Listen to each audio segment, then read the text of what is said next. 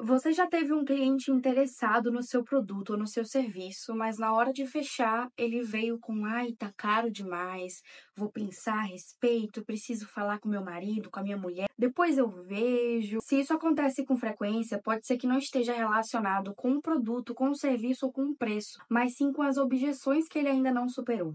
No vídeo de hoje, eu vou te ensinar como quebrar as objeções do cliente na hora da venda, para que eles se sintam seguros e confiantes na hora de comprar. Fica aqui comigo até o final desse vídeo, porque essas técnicas vão te ajudar a aumentar o seu faturamento e as suas vendas. Oi, eu sou a Marina Matos, eu sou gestora de tráfego, estudante de publicidade e propaganda da PUC Minas e fundadora da agência MDS. Hoje a gente vai falar sobre um dos maiores desafios de todo o negócio: como contornar as objeções dos clientes e transformar clientes indecisos em compradores. Vamos começar falando sobre o que são as objeções e por que elas surgem. A objeção nada mais é do que um motivo que impede o cliente de comprar.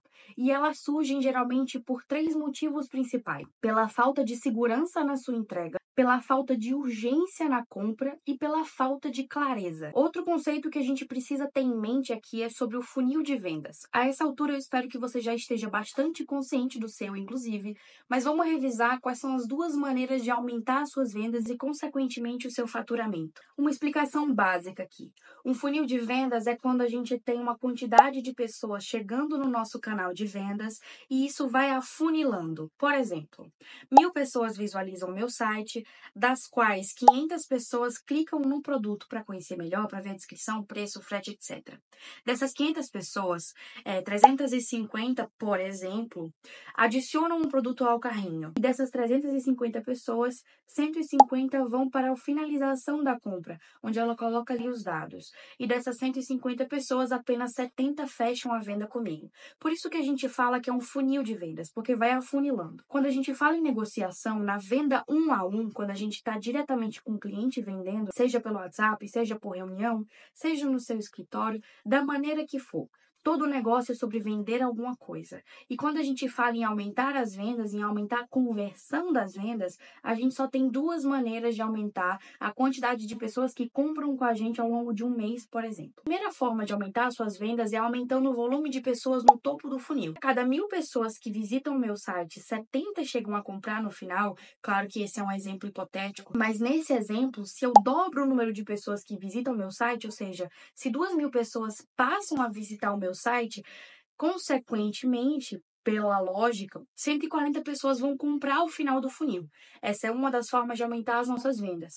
E a segunda forma é aumentando a conversão ao longo da trajetória que o cliente faz, do momento que ele conhece a minha marca até o fechamento. Ou seja, eu vou trabalhar em técnicas para fazer com que essas 1.000 pessoas que visitaram o meu site virem, por exemplo, 90 pessoas que compram no meu site ao invés de 70. A gente aumenta a conversão ao longo do funil de venda. Quando a gente fala em quebrar objeções dos clientes, a gente está usando a opção 2, que é a opção que faz com que essa trajetória tenha mais conversões ao longo do caminho. Tendo esses conceitos bem estabelecidos na sua cabeça, eu espero que você tenha clareza sobre o seu funil de vendas. Vamos falar agora sobre os motivos pelos quais as objeções surgem. Falta de informação. É quando o cliente não entende exatamente como o seu produto ou seu serviço resolve o problema dele. Falta de urgência também é um problema comum. O gatilho da escassez deve ser usado com cautela aqui, tá? Porque muitos clientes estão começando a perceber que na negociação tá virando um pouquinho de papo de vendedor, essa coisa da oportunidade que acaba hoje, o carrinho que fecha hoje, as últimas vagas, aí quando a pessoa vai ver uma aula que está gravada 100% online. Isso não pega mais. A gente tem que usar o gatilho da escassez com cuidado. Porém, a falta de urgência é uma das coisas que faz com que seu cliente não feche com você de imediato. Se o cliente tem a sensação de que ele pode comprar com você a qualquer momento, ele vai adiar isso, e com isso o lead vai esfriando, ou seja, o desejo que ele tinha por comprar, os motivos que ele tinha para comprar, vão começando a esfriar e acaba que ele não compra de você. E a falta de confiança, que é quando o cliente não sabe se você vai entregar o que está prometendo, ou se aquele produto vai de fato resolver o problema dele, que casa um pouco com a falta de informação do começo. Agora, beleza, como a gente faz para quebrar as principais objeções? Eu acho que uma das mais comuns é quando o cliente fala que está muito caro. A gente tem que ter em mente que o cliente não paga pelo preço, mas ele paga pelo valor percebido. Se o seu cliente está achando o seu produto caro, provavelmente você não trabalhou bem no valor do seu produto. Então, qual que é a solução para isso? A primeira delas é demonstrar casos de sucesso, principalmente se o seu produto está relacionado com um ganho futuro condicionado àquela compra. Outra coisa essencial é comparar o custo com o serviço, o investimento com o produto, com os prejuízos de não comprar. Outra coisa que, se possível, é muito interessante é oferecer formas de pagamento facilitado. Então, se você já tem formas de parcelamento do seu produto hoje, espere o cliente falar que está caro, chegar com essa objeção, para que você use isso como uma forma de facilitar a compra para ele. E uma maneira muito legal de usar o gatilho de escassez aqui é o seguinte: você está na negociação com o cliente, ele fala que está muito caro, e então você oferece para ele uma forma de parcelamento ou uma condição especial que desde o começo já existia. Porém, é nesse momento da negociação que você vai usar essa carta, entende?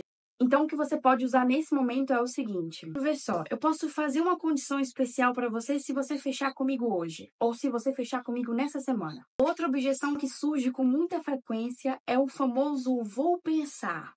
Vou pensar direitinho, vou pensar a respeito. Isso acontece simplesmente porque ele não viu urgência. E aqui é onde mora uma armadilha. Se você for muito incisivo nessa coisa de últimas oportunidades, últimas vagas, talvez o cliente perceba essa coisa meio que de papo de vendedor.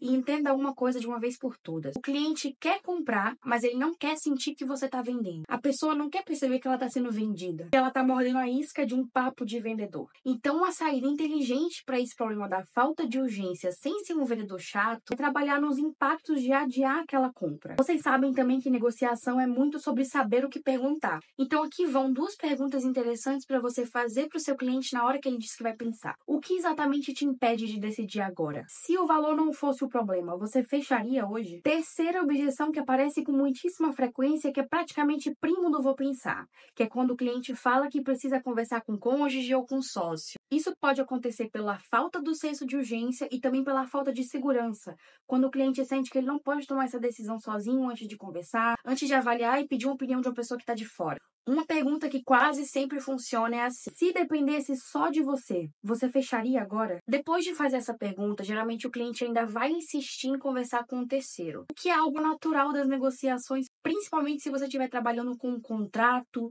ou com um serviço que é mensal, com um valor um pouco elevado. É natural que o cliente converse com as pessoas que estão relacionadas com aquela compra. Então, outra saída é oferecer materiais sobre o que vocês conversaram para que ele apresente para o cônjuge. E o que eu quase sempre faço é convidar essa terceira pessoa para que a gente tenha uma nova conversa. Porque muitas vezes, quando o seu cliente vai passar as informações que você passou para o cônjuge, para o sócio, para aquela terceira pessoa, ele deixa de apresentar muitos pontos que são positivos sobre o seu produto que só você sabe de cor. Se esse vídeo está ajudando você, então quero te pedir para me dar um like consignado. Como que isso funciona? Você vai descer aqui a tela, vai deixar seu like. Se até o final desse vídeo eu não te entregar um conteúdo de qualidade, você pode ir lá e pode tirar seu like, que eu não vou ficar chateada. Talvez só um pouquinho. Quarta objeção: quando o cliente fala, por exemplo, que já tem um fornecedor. Ou no meu caso, como eu sou gestora de tráfego, quando eu vou prospectar uma empresa e a empresa diz que já tem um time de marketing, ou que já tem um nutricionista, ou que já tem um personal trainer, independente do serviço que for. Quando a pessoa diz que aquele espaço já está ocupado. Nesse momento, você precisa enfatizar quais que são os motivos pelos quais ele deveria fazer essa mudança. Uma pergunta estratégica é a seguinte: o que você mais gosta no seu fornecedor atual? Ou no seu gestor de tráfego atual? E o que você sente falta? O que você mudaria na entrega desse serviço? Nesse momento que um bom vendedor acha uma saída de acordo com os problemas que o cliente apresentou durante a negociação.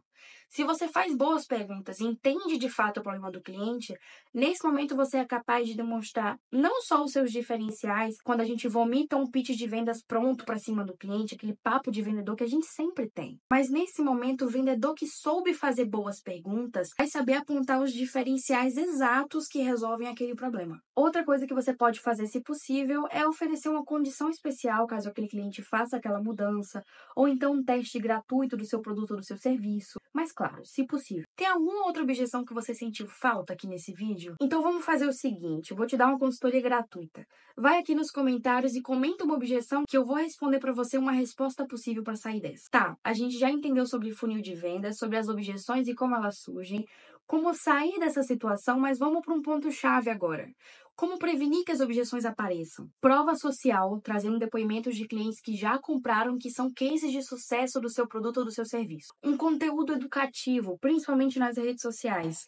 Claro que eu sou suspeita para falar, porque eu sempre vou bater na tecla de que você deveria estar anunciando e de que você deveria estar criando conteúdo, mas não vamos entrar nesse assunto hoje, que hoje eu tô, calma e tranquila. Esse conteúdo vai evitar justamente aquele ponto que a gente conversou sobre a falta de informação que leva às objeções. Vai fazer com que o seu cliente tenha a certeza, antes mesmo de entrar na negociação, de que aquele produto resolve o problema dele. Garantias, se possíveis, são muito eficazes. Se você tiver como garantir alguma coisa na sua entrega, faça isso, porque vai dar mais segurança e vai evitar as objeções na hora da negociação. Outra coisa aplicável, só se possível, demonstrações e testes gratuitos. Se você conseguir entregar pelo menos uma semana do seu serviço para que o cliente tenha um pouco do feeling de como é a sua entrega, de como você trabalha, é algo que pode quebrar objeções também. Mas isso é algo que eu aconselho que você só use como uma espécie de carta na manga, sabe? Quando surgir a objeção ou quando você sentir que precisa dar um empurrãozinho para que aquela venda seja fechada, usa esse recurso de oferecer uma condição especial na qual aquele cliente vai ganhar uma semana gratuita, uma semana ali de teste. Mas lembra do que a gente conversou no começo do vídeo sobre aumentar as vendas? Aqui a gente está trabalhando em aumentar as conversões do seu funil. Mas algo muito importante também é aumentar o volume desse funil, a quantidade de pessoas que passam pela sua empresa e entram em negociação com você. Então, se você quer uma estratégia personalizada para o seu negócio, eu tenho uma proposta para você. Na verdade, é um convite. Se você estiver assistindo esse vídeo e aqui abaixo na descrição ainda tiver um link para um formulário, é porque as vagas ainda estão abertas para uma sessão estratégica diretamente comigo, 100% online e gratuita.